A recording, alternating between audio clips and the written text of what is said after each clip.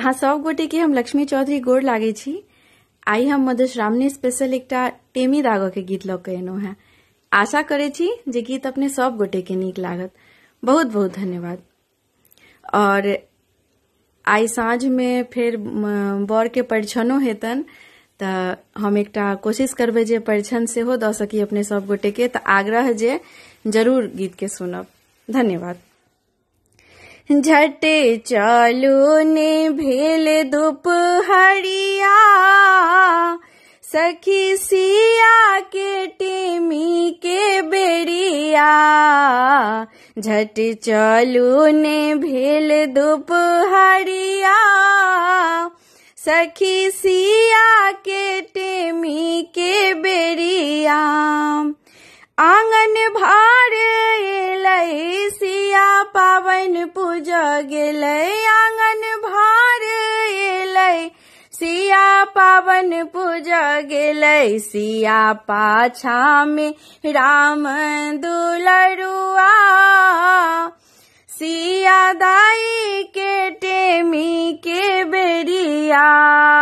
सिया पाछा में राम दुलरुआ, सखी सिया के टेमी के बेरिया। झट चलू ने भेल दुपहरिया, सखी सिया के टेमी के बेरिया। कियो दीप ले सही कियो चानन घसई। कियो दीप ले सही कियो चानन घसई। राम हाथ छनी पानक पतिया, सखी सिया के टेमी के बेरिया। राम हाथ छनी पानक पतिया, सखी सिया के टेमी के बेरिया। झट चलू ने भेल दुपहरिया, सखी सिया के टेमी के बेरिया।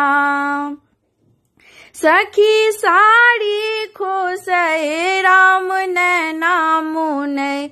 सखी साड़ी खोसै राम नैना मुनै।